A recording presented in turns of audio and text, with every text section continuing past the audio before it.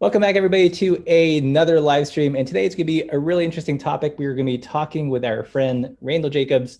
He's worked in the bike industry for a while, currently runs and operates the brand THESIS. And we're going to talk about bike production, US made versus overseas made, pros and cons. And hopefully we will do some myth busting, some debunking, and some fact finding around just this complicated topic of where bikes are produced. Does that affect quality, all that good stuff. But before we jump into that, I want to thank our Patreon supporters. Several of you guys are on the Zoom call. You guys keep the lights on. I can buy mics and figure out all this live stream stuff so that the quality just gets better and better. So I see you all in the YouTube chat. If you are tuning in, be sure to let us know where you're watching from. Always good to see where people are watching the stream from. And what else? Before we get started, we've got a ton of live streams coming up. Again, if you haven't subscribed to the Alternative Cycling Network, it's where I get together with Mike from Locked In, Eric Spinney from Spindat, and it's just good, fun bike nerdery. Okay, so with all that said, let's welcome to the show Randall. Randall, thanks for being on. Yeah, thanks for having me on again. Always a pleasure.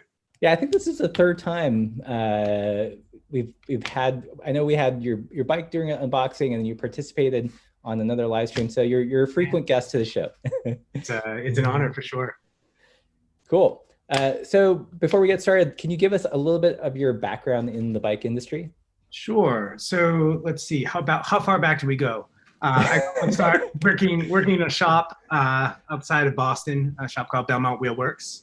And worked there through high school and undergrad, and actually used to work a few weekends even in grad school. From there, let's see, mid-20s, I was a pack fodder professional mountain biker, which is to say, like, I'd show up to the pro races and I'd throw down with the people in the middle of the pack, just to, as an excuse to live out of my car and travel around the country. From there, was at Specialized for a hot minute, worked on bikes like the original Diverge, and a mix of strategic sourcing and advanced R&D. Started a company called Open Bike, which was an open technology platform for bikes. So electronics and software trying to make an open platform where devices from different companies can interoperate. More recently was doing a bunch of consulting, both in product, like strategic product planning and supply chain consulting for different companies in bike and in the tech spaces. I then started Open Bike, really end of 2017, started working on this project and have been heads down on it ever since. Cool. Sweet. So you have an interesting perspective on the topic that we're going to talk about today. You've been overseas, interacted with the factories. You also studied, I think, US-China relations. We had a conversation prior to this. Yeah, so I lived in China for several years combined, starting in 2004. So I actually started as an English teacher, then went and studied for a semester, and then was working for a Chinese trading and manufacturing company, basically architecting supply chains for Fortune 500 retail clients. So that kind of is like deep supply chain nerdery over there. But then also in terms of my friends and my educational background and so on, like I have friends with whom I've only ever spoken Mandarin, and these are some of my closest friends. And my grad school program in particular was a program for training diplomats, and I was focused on U.S.-China relations, particularly starting in like the 1750 period onward. Right. Yeah. Cool. So let's talk about bike production in China and Taiwan. It seems as if pretty much every major brand has their bikes produced there, right? Yeah, more or less. You do have a few. Like frame, you have like small domestic frame fabricators, mostly working in metals, primarily steel and titanium, a couple of aluminum. But in terms of mass production, the vast majority of that is being done in Taiwan or mainland China for the, mid to upper quality bikes. Right. So these are brands like Specialized. I know like Ritchie is made in Taiwan. Crest Bikes I love. Even some Rivendell's. So more brands than I think people are aware of are made either in mainland China or in Taiwan. I see them on the line when I visit the factories. Yeah. And Specialized in particular, I'm intimately familiar with, just because obviously the background there, working with a lot of the vendors directly. Right. Yeah. Is there, I mean, like one of the big questions I had, when I wanted to set up this call was, why is there such little production in the U.S.? So initially, as with a lot of things, the shift towards production in China and Taiwan was cost driven, and in fact, it predates these production in those countries. Really, it was production shifted to Japan.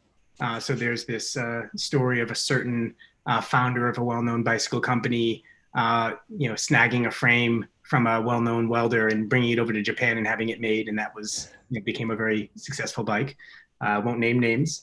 So Japan was that market initially, and as Japan's production moved up market into automotive, into electronics, you saw a lot of Japanese investments production in Taiwan, because it was lower cost and they were culturally had some cultural connections.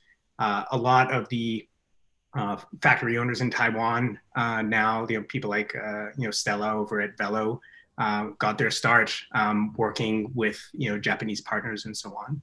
And then as Taiwan has gone up market in terms of shifting into electronics and high tech, you saw some Taiwanese investment going into mainland China. And now China has its own domestic, wholly owned factories that are setting up production in Southeast Asia.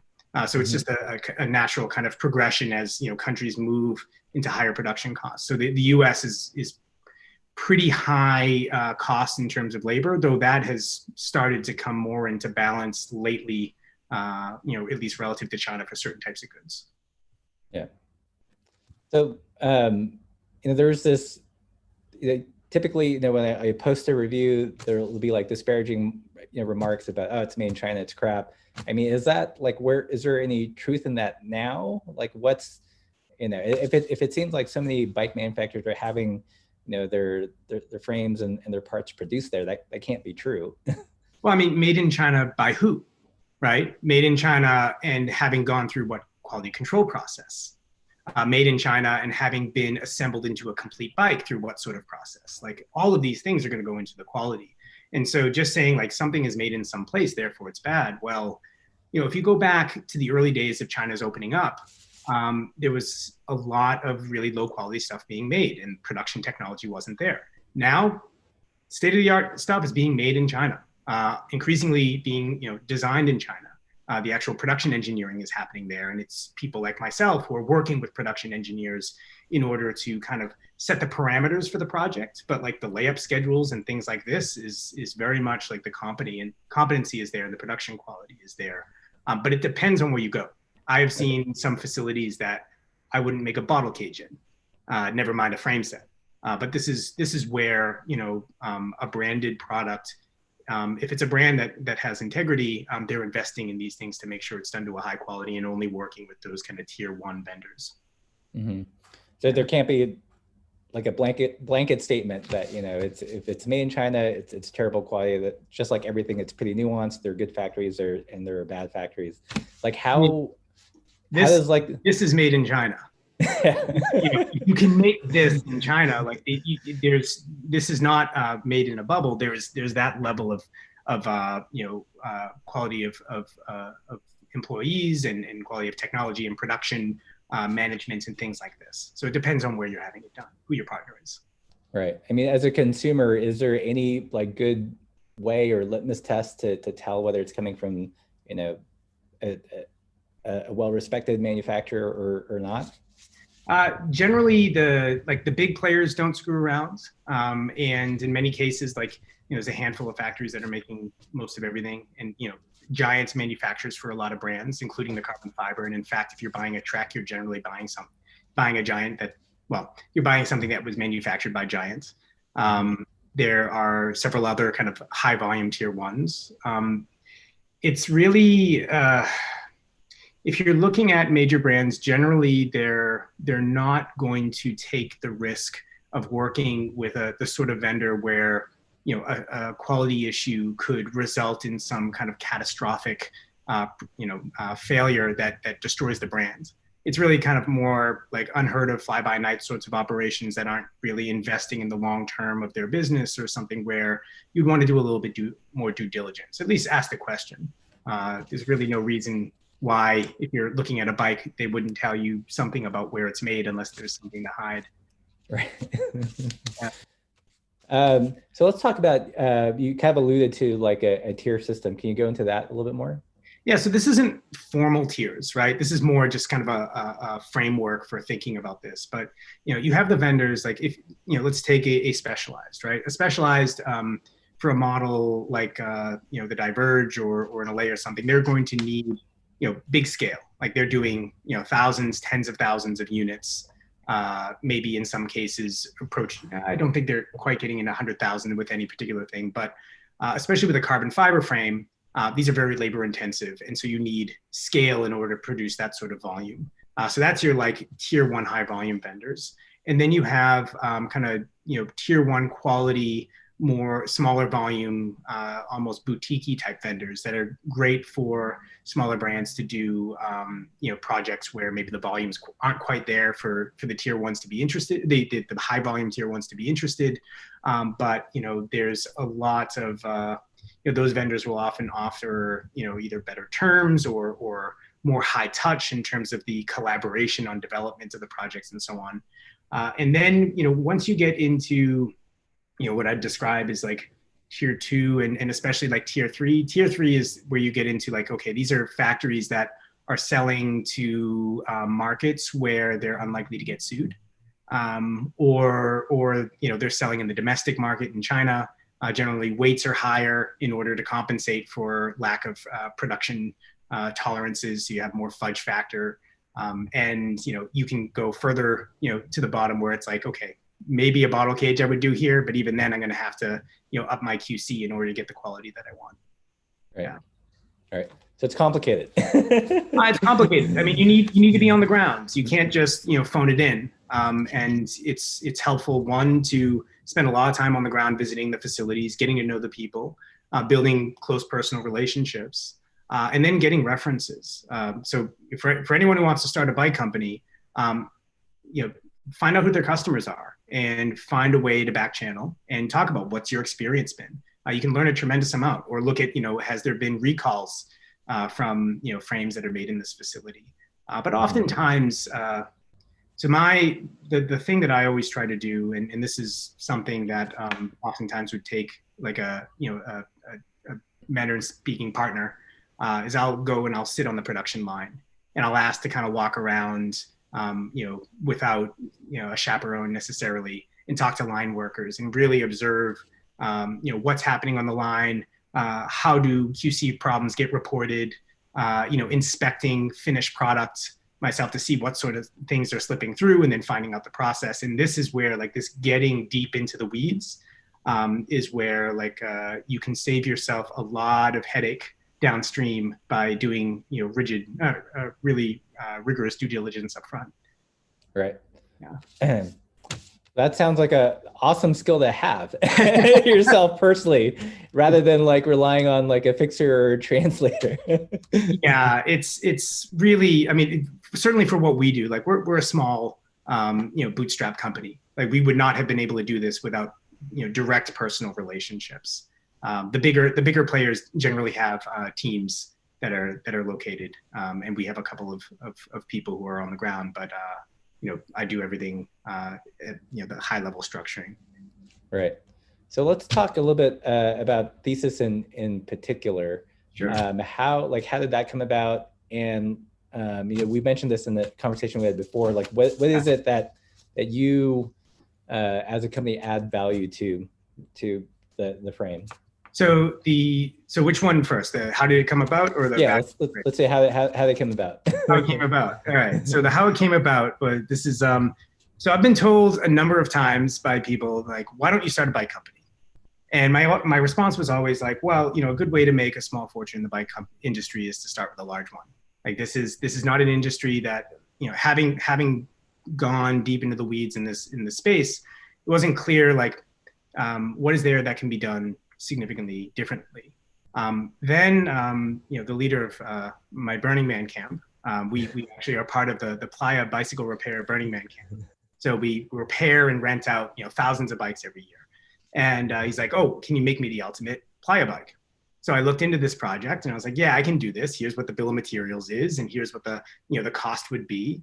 But we're talking like 150 bucks a pop, and there's not enough money to be made to make it worth one's while to actually start a business around this. So then I was looking into, oh, well, sell them separately.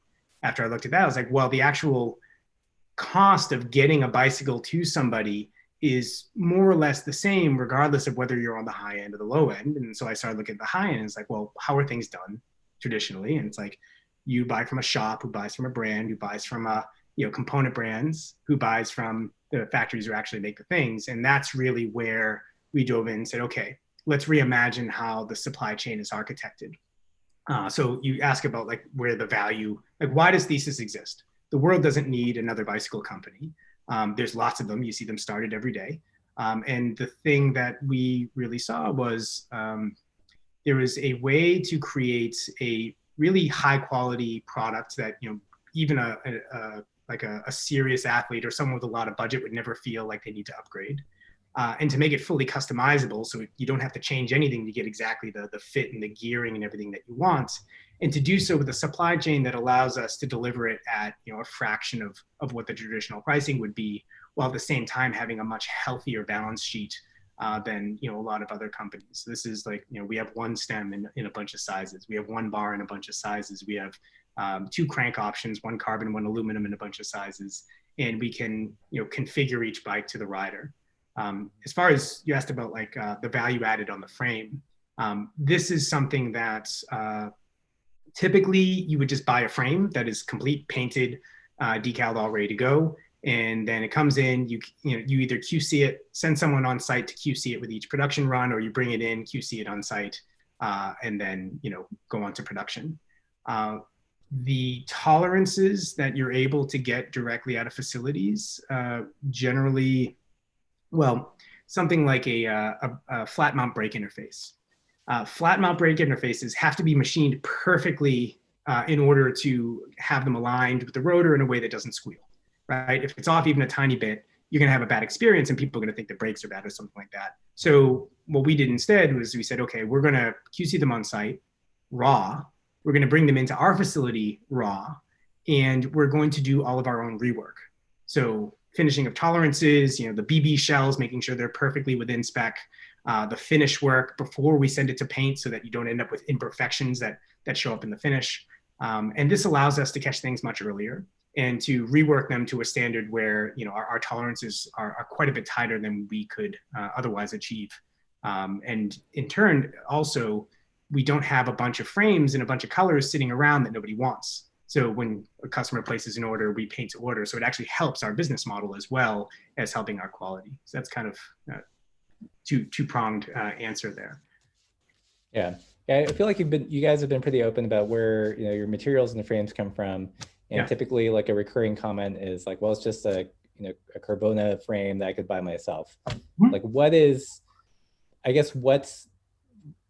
Like where does going and buying your complete bike, how is that better for the end consumer than someone that just pieces things together? Well, so if it was simply the case that we were just grabbing a frame and then, slapping on a bunch of parts and then selling it at the, standard retail price relative to other, products of similar quality, then there'd be a strong argument there. What is special here? In our case, we actually worked with so Flybike is the factory that owns the Carbona brand. And we worked with them to update the layup schedule, add certain features to the frames, add fiberglass in areas that interface with metal to avoid galvanic corrosion. We did I don't trust carbon steerers. They're fine if it's done right, but the compression plug in a carbon steer is generally very poorly designed. And so I worked with the factory to create a bonded in aluminum tube with a built-in threaded interface so that we had something that could never be crushed by the stem. And these are the sorts of little details that, you can't actually now buy that frame from Carbona. We have an exclusive agreement with them.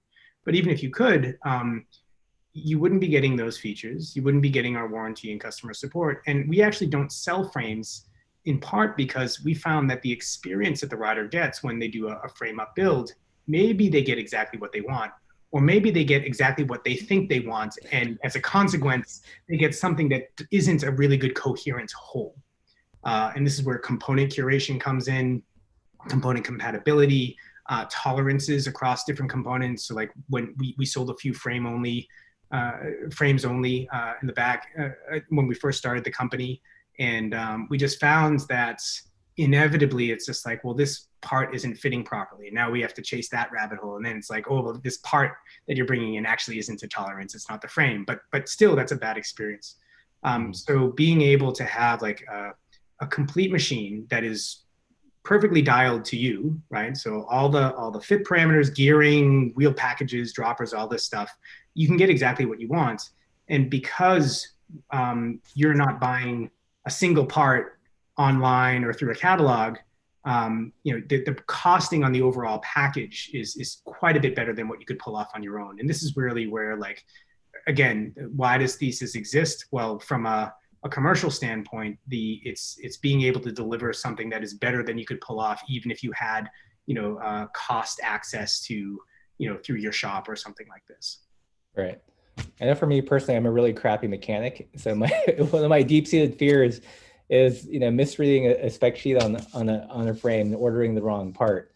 So I feel like for very select few, they might actually save money, but I would waste money, both money and time, in trying to do a frame up build. I would be very interested to see if anyone could pull off, like, on their own, a better package for a comparable price. But definitely when you get it, when you get into, I mean, if you're talking like bikes that are being sold at standard retail, you might be able to do something, but oftentimes you might be creating more problems than you're solving. Very few people know how to really put together a coherent package that is just going to work, the way that they had hoped. But that said, like, I encourage, it's something that everyone should try once. Right. I built up a few bikes myself over the years. Yeah. Let's see. So I was going to ask. So tell me a little bit more about the warranty that you guys have. So we're actually just about to update this. We'll probably do it to 5 or 6 years, and this will be on our website in the next few weeks. But the warranty is just standard, and this is against manufacturing defects. We tend to, like, our approach is very much like, we're in this together. Like, be honest about what happened, and we'll get you taken care of either through the warranty itself or through a crash replacement program. Which in our case, like, we don't. There are companies that will heavily mark up a pair of wheels, and we can talk about wheel costs, like, and the marketing around that if we like, but like, mark up a set of wheels and then have like a free crash replacement. Well, It's not a free crash replacement. It's just like, you paid for a very expensive warranty up front. A very expensive add-on warranty up front, and the actual cost of delivering that wheel is a fraction of the incremental cost that you paid. In our case, we have our pricing very accessible, and then if you crack a rim, we don't want to profit at your misfortune, and so in that case, we just get you a rim or a complete replacement wheel at our cost, basically our cost of getting it to you. Same with the frame, same with anything else on there. And another thing we do is, like, if you have, let's say, you get the wrong stem length, if you're local, I'll actually have people roll by and do a stem swap on the sidewalk. And if you're somewhere else, like, we offer 15% off all of our stuff to our riders so that they can get taken care of on, any sorts of wear items or things like this. Basically thinking about, like, what is the long-term rider experience and how do we support it? Right. Yeah. Cool. So we've talked a lot about what's made in China and Taiwan. What's made in the US? Like, what does the US excel at in the bike industry? Is it just the marketing and design at this point?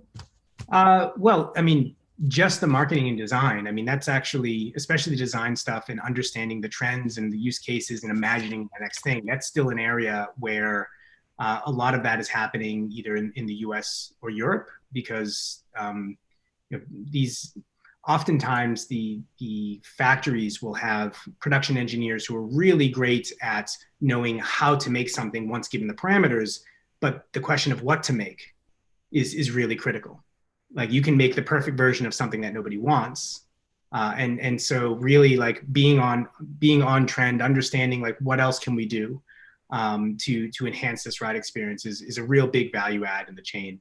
The marketing side, I tend to take a pretty skeptical and irreverent attitude towards a lot of the marketing in our industry. How many different ways, how many different acronyms can be created to describe the exact same carbon fiber?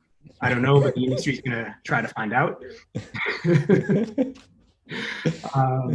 Yeah, and as far as like, there's definitely something to be said for like the custom builder community. If there's something that, if you want either something very specific, like if you're an individual who wants to create something really unique, or you just want the connection with a local builder, like there's a place for that. And it's not where you go to optimize performance per dollar. That's not the role of that. It's really where you get something that is as much a rolling piece of art and a story and a connection with that builder as it is, the bicycle itself. For sure.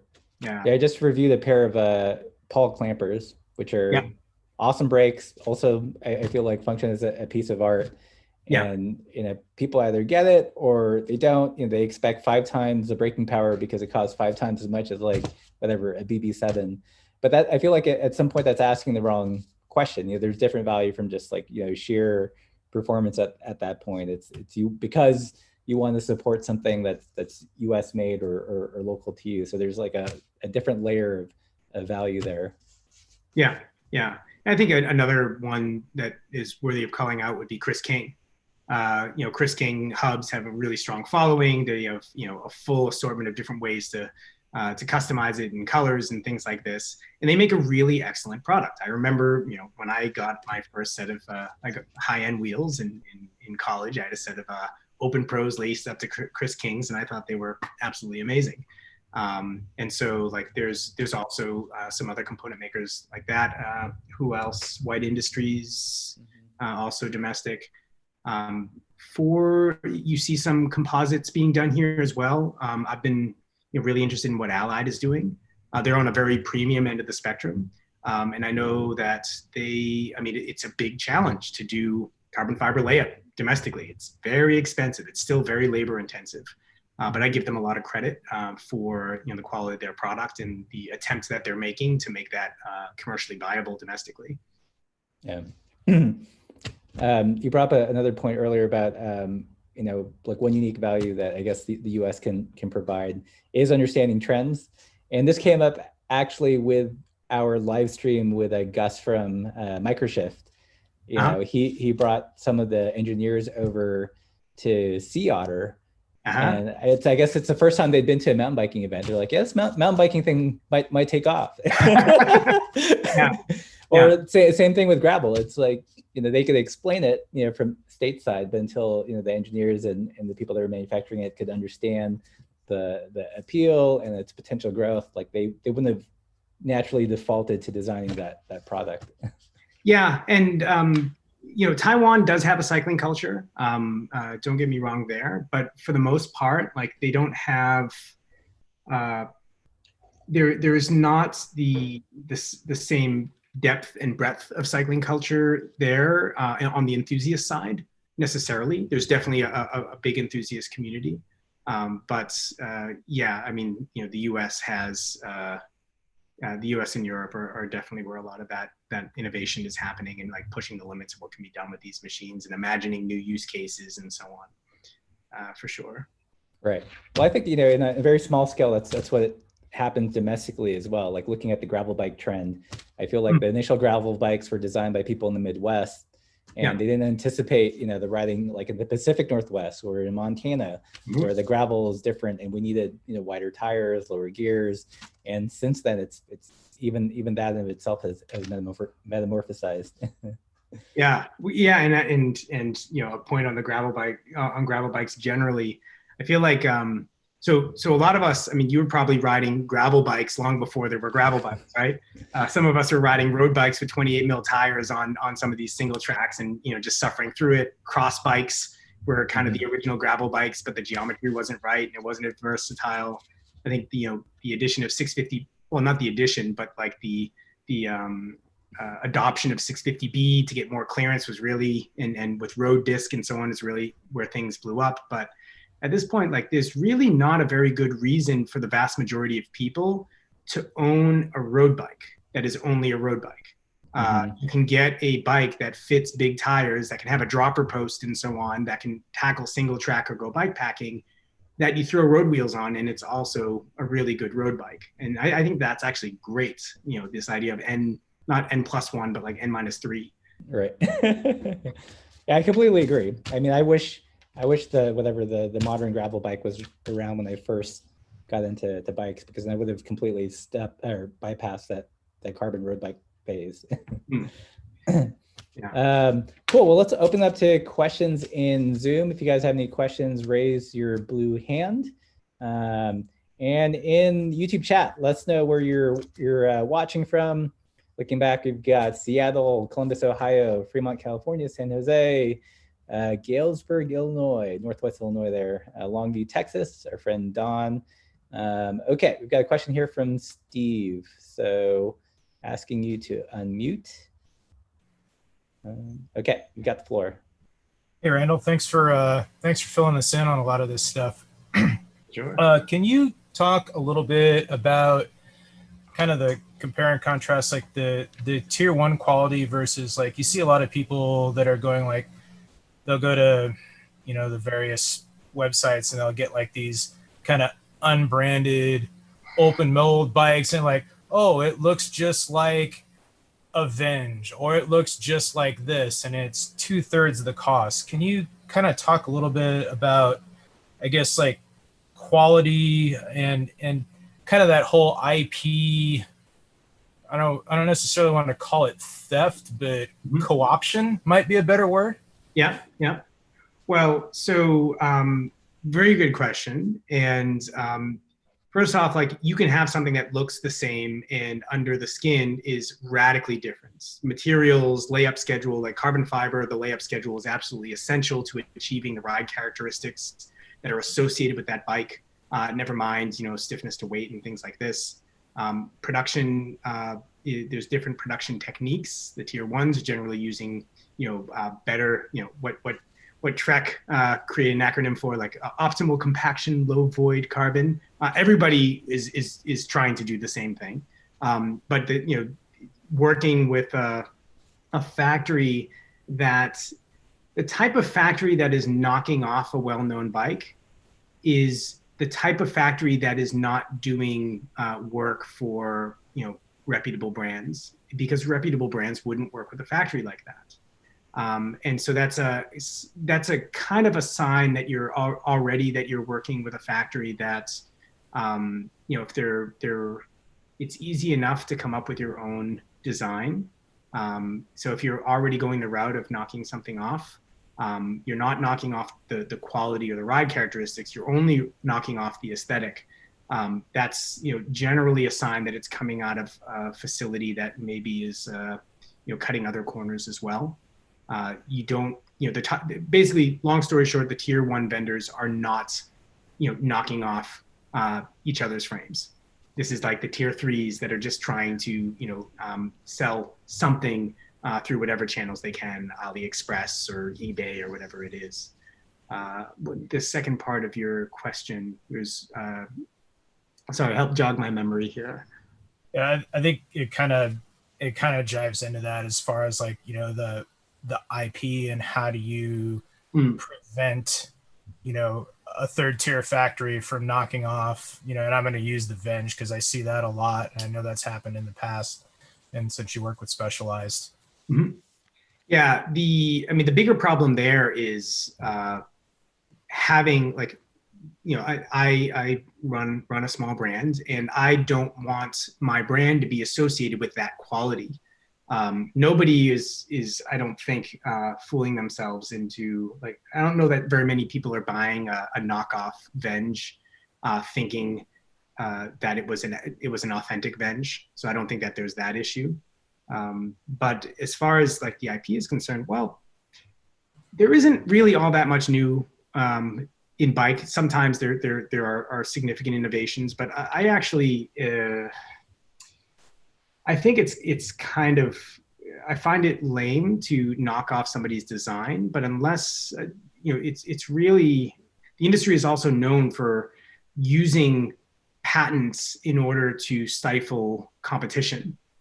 This isn't a case of that, but things like well, I better be careful what I say on this topic, but essentially like using, for example, like an interface between two components, right? So you make the interface for one side of it open and the other side is closed, so that only your thing can interface with this hub, or like a cassette interface where only your cassettes work with this hub. So all the wheel makers can use this free hub standard and so on. So I would differentiate in that way. But yeah, from an IP standpoint, I think there's kind of pretty limited protections in terms of the aesthetic design of things. You can potentially trademark certain elements, but yeah, for the most part, the bigger issue is one of safety and maintaining, that the quality associated with your brand. Well, thank you. So it sounds like if you buy something and it seems too good to be true, it might be too good to be true. There, on the one hand, there's no reason why a frame, made out of standard materials, out of the standard mold and so on, should be running $3,000 or something like this. Like the markup there is considerable. On the other hand, $400 or $500 from a factory you don't know, that is already the sort of factory that is making knockoff frames. How much do you value your life? We think about the things we do on these machines. I would be terrified playing with that. And it's not to say that there isn't good quality products being sold through some of these channels, but definitely the knockoff product is something I would be especially skeptical of, because it's certain to come from a facility that is not one of these tier 1 factories that really cares about their quality and reputation. Yeah. Cool. So we had the folks, Daniel and Margot from Tumbleweed Bikes, stay with us recently, and they have their bikes produced in Taiwan, as well as their handlebars. And we were chatting, they were describing their experience going over there and looking at the production run. And they said it was a fascinating way of doing business, because they stepped in, and there was the people that operate the factory is usually completely like family run, just generations, and they had a meal together. It was really this interesting interaction they were describing, where the end goal of the factory was to have like a long-term relationship. Like they didn't want like a one and done thing. Yeah. Which I thought was pretty cool. Yeah, absolutely. And frankly, it's too expensive not to work with vendors who don't have that attitude. Yeah. Yeah. Likewise, like we had a friend who created a bike brand in the US and was really committed to having the steel frames made here. He had a hard time, first of all, finding a company that could produce as many as he wanted. Mm-hmm. And when he did do those kind of initial runs, there are lots of like QC issues, like either the paint was off or there's just something in the construction. And at that point there was, like no recourse. He just had to kind of eat the cost. I've heard that a couple of times from people that have tried to do like US based or built or manufactured bikes. Yeah, when you're doing big volume for demanding customers, you learn to to produce quality at scale. And you automate a lot of things. Like I was visiting on my most recent trip to Taiwan, I visited probably the most premium titanium frame making outfit. And it's not a big outfit, but they've automated quite a bit. They invest a ton in jigs and so on. Their welders are top notch. Same with Merida is the primary vendor that Specialized works with for assembly and so on. And they were welding some of the smart weld frames. Those frames have to, like the degree of precision in the weld is really high. in order to get the quality that's needed, just because of the nature of the welds on that bike. And these are extremely skilled workers. So yeah, in terms of the quality perceptions, again, it depends on who you're working with. But if you're working with these tier ones, this is world-class quality. Yeah, cool. Yeah, I know we used to know the folks over at Brompton, and there was some the English folding bike manufacturer, and they'd wanted to produce some of their frames at some point in the U.S., but couldn't find just a talent hub that was deep enough to produce at the scale that they wanted. So it's talent is one big issue. Depth of supply chain and breadth of supply chain is another one. It's actually one of the reasons that Apple cites as to why they couldn't make an iPhone here. It is amazing how many vendors you can find for each little sub part of whatever you're making, whether it be like, the resin, like a carbon fiber frame, you have the resin, you have the carbon fiber itself, most of which is coming from Toray in Japan, but you can buy it in bulk, nearby really easily. The pre-preg, right? It has to be processed into sheets and so on. The tooling, right? You can either have in-house tooling at your factory, or if you're a smaller vendor, there's probably 15, 20 tooling vendors who can make tooling for your thing. And it's inexpensive. Tooling in the US is like 5 to 10x the cost. And like all these things just compound to make it really prohibitive to try to do this sort of thing here. And so it's not just the skill set, which you could probably develop over time, but like the depth of these supply chains for production is really unparalleled in human history and really world class. Yeah. Okay, cool. We got another question here from Steve. You've got the floor. You actually kind of touched on the question I was going to ask, which was, I guess barring cost, you talk about quality and the skill of manufacturing. Mm-hmm. If somebody wanted to make a product of an equivalent quality here in the US, like, do you see that as being it would take a manufacturer or a country 10 years to catch up, 20 years, a generation? How, from a manufacturing standpoint, how far behind is the US on just quality of manufacturing in some of these things? Well, there's the question of could it be done, and the follow-on question of could it be done in an economically viable way? And so like I've been following Allied for this reason, because they're doing one of the most labor intensive aspects of high-end bike building. They're doing actual carbon frames, and the costing on their frames is not cheap, but and yet their business is they're not making money hand over fist. They're still I think they're doing okay now, but they've had some challenges getting that off the ground. Versus, so just to give you some perspective, a raw carbon frame, just the frame itself, decent quality, kind of mid-tier frame, not for like a gravel bike sort of thing, $300 to $400, right? $300 to $400. And you think about I don't know if you've dug into some of all the different production steps that are involved in this, but it is considerable. And so to be able to bring all of those different production processes that are spread oftentimes across multiple different sub-vendors, and those sub-vendors have their own sub-vendors and so on, to rebuild that entire ecosystem would require massive sustained investments, and furthermore kind of investments across different industries to kind of stand it up at the same all at the same time. So I often I think about like what are the things that for example that we could do here, right? And the things that I'm looking at are wheel assembly, right? Bring in a bunch of rims that are going to be much cheaper to make it high quality overseas, but then be able to offer, say, domestic hub options and to assemble them domestically, which in turn is saving me some money because I'm saving on shipping air when I'm shipping a complete wheel. So my shipping costs go down. and then I'm bringing it on the water as opposed to on a plane, so that further saves things. And then I can build things to order. I don't have to carry as much inventory. And so when thinking about like, well, how do, if your goal is to like look at what can we bring here, what can we produce in the US, I think you have to start with, well, what are the things that can be made economically viable at each stage? And then you have to do it in an incremental way. And in this way, you can have a program that doesn't require massive subsidization sustained over time for an uncertain outcome. Yeah. So it'd be a very, very long game and very expensive. China and Taiwan have played a very long game. Yeah. This did not happen overnight.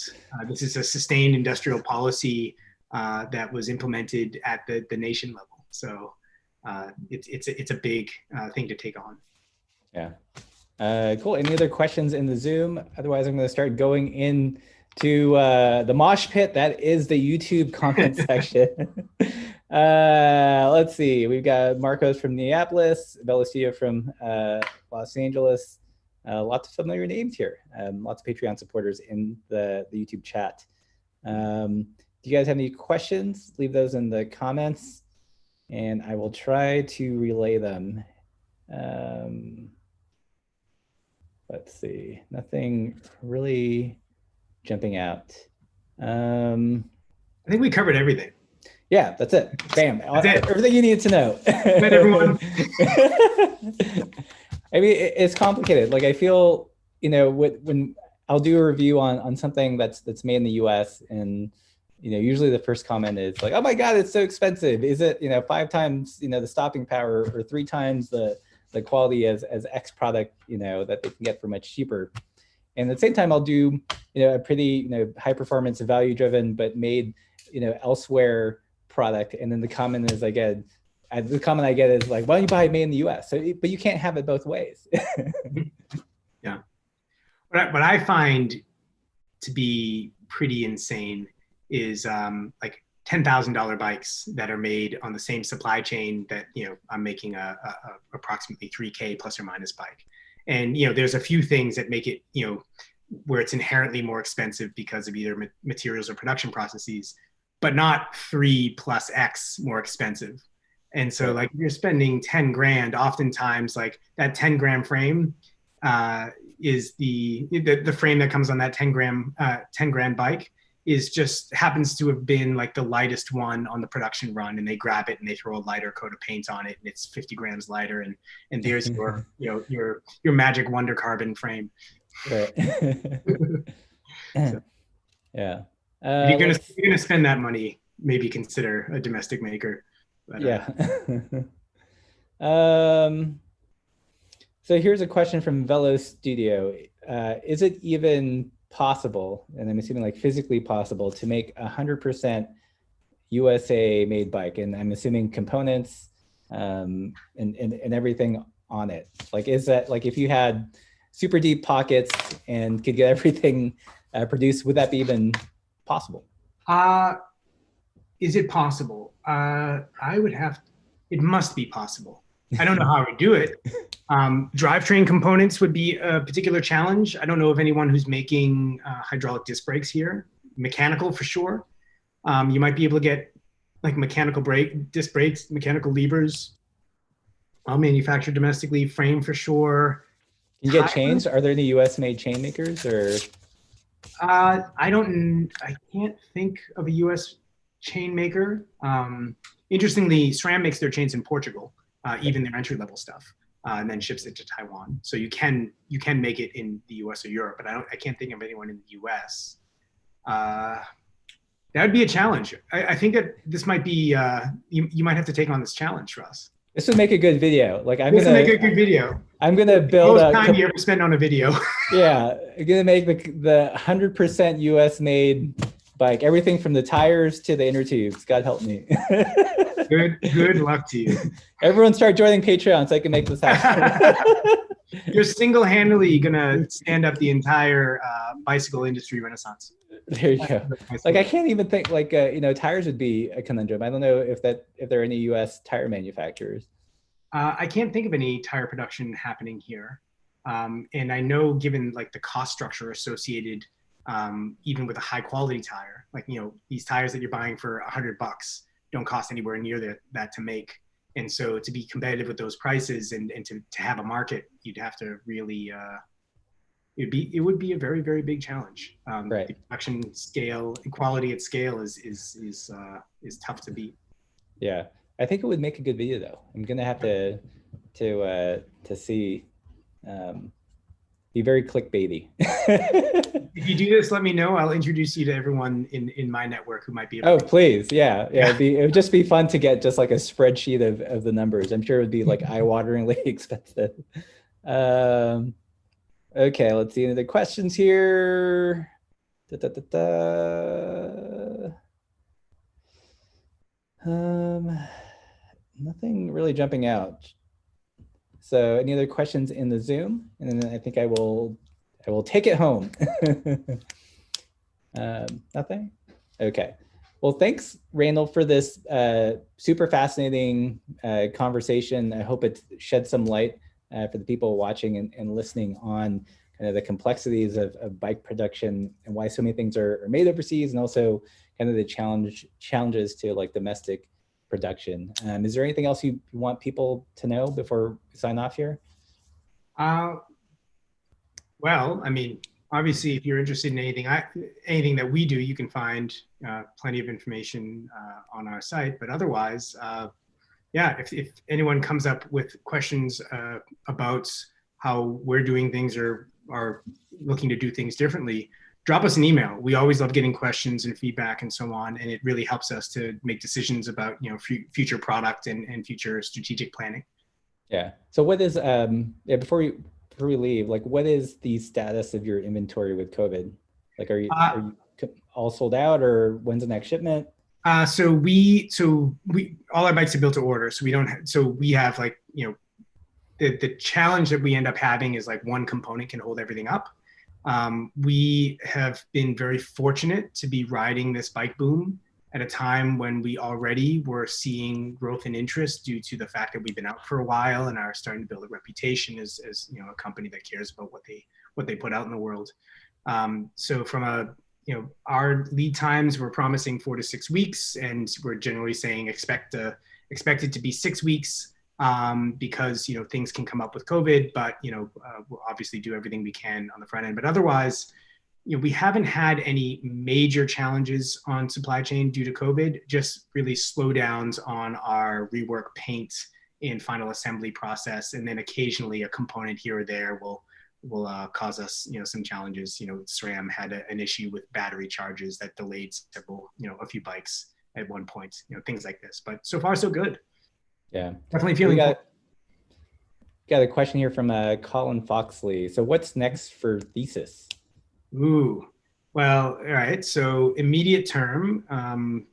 So I'm always thinking about how do we not just innovate on products, but make the company more resilient. So looking at like broader economic trends, one of the things I want to develop is an aluminum version of the frame, which would allow us to hit a more accessible price point. Also aluminum rims for our wheels, but otherwise pretty much the same component spec, because already it's very well curated and I don't want to compromise the quality of the ride experience and so on. So that would be something that, hoping to be able to put out in the world, sometime early mid next year.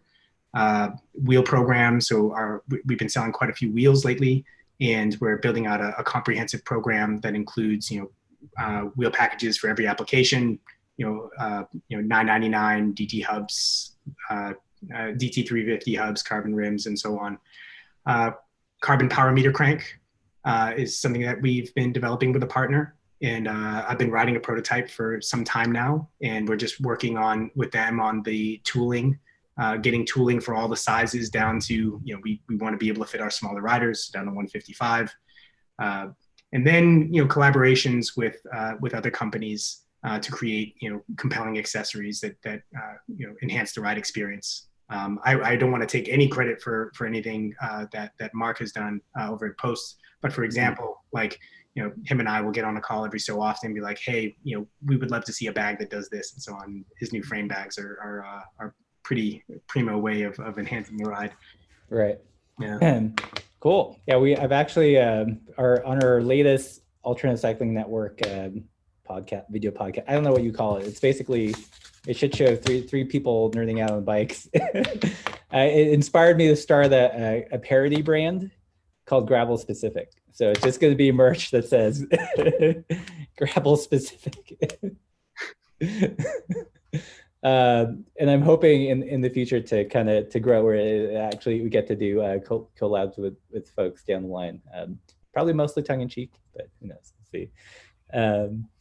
Cool. Well, thank you again, Randall, so much. And if you guys are interested in his bikes, what's the website? Is it thesis.bike? Thesis.bike. Be sure to head over there, check out what he has. And that's it for this live stream. We've got some pretty awesome ones in the next couple of weeks. We're gonna be chatting with who's next on the live stream queue. I think we've got two ladies who have a YouTube channel all about bike touring, Rad Bike Adventure. I want to start signal boosting some more smaller, interesting channels that I personally watch. Something I wish people helped me out when I was growing the channel, but I want to give other people an opportunity. So be sure to check out the live stream with them on Sunday. And then we've got Dwayne from the YouTube channel Manual Pedal. That's queued up. And then we're gonna do a super goofy live stream with Josh, the owner of Silka. It's we're gonna be playing with his new hot wax thing that you put in a pot of water, and we're gonna do it as a cooking show. So we're gonna hot wax a chain live, a la Julia Child. So should be good stuff. Be sure to like, share, subscribe if you haven't already. And as always, keep the salt side down. So ending. Cool.